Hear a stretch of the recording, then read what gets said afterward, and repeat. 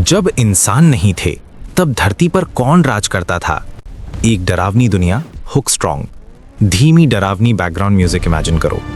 बहुत साल पहले, इतने साल पहले कि उस समय ना कोई शहर था ना कोई इंसान। धरती बिल्कुल अलग थी।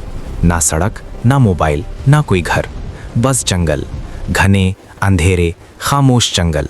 और उन जंगलों में रहते थे ऐसे जीव जिन्हें देखकर आज का इंसान शायद डर से ही मर जाए।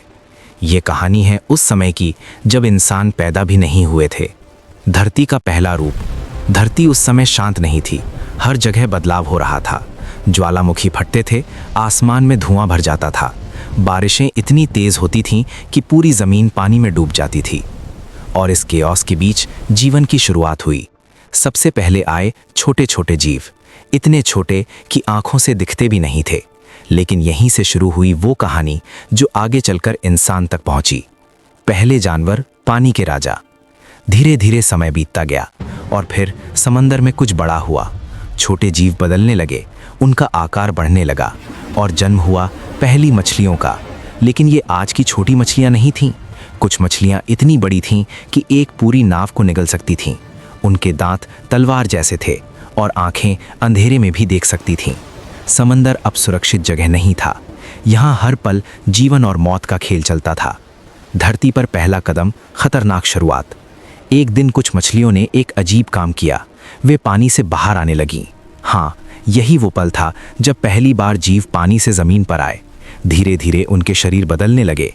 पंख पैर बन गए, गिल्स फेफड़े बन गए और जन्म हुआ पहले एम्फीबियंस का, जैसे मेंढक। लेकिन ये भी आज के मेंढक जैसे नहीं थे। कुछ इतने बड़े थे कि एक इंसान को आराम से खा जाएं। रेंगने वाले दानव, असली डर की शुरुआत। समय और बीता और फिर आए रेप्टाइल्स, रेंगने वाले जीव। यही वो समय था जब धरती पर असली आतंक शुरू हुआ।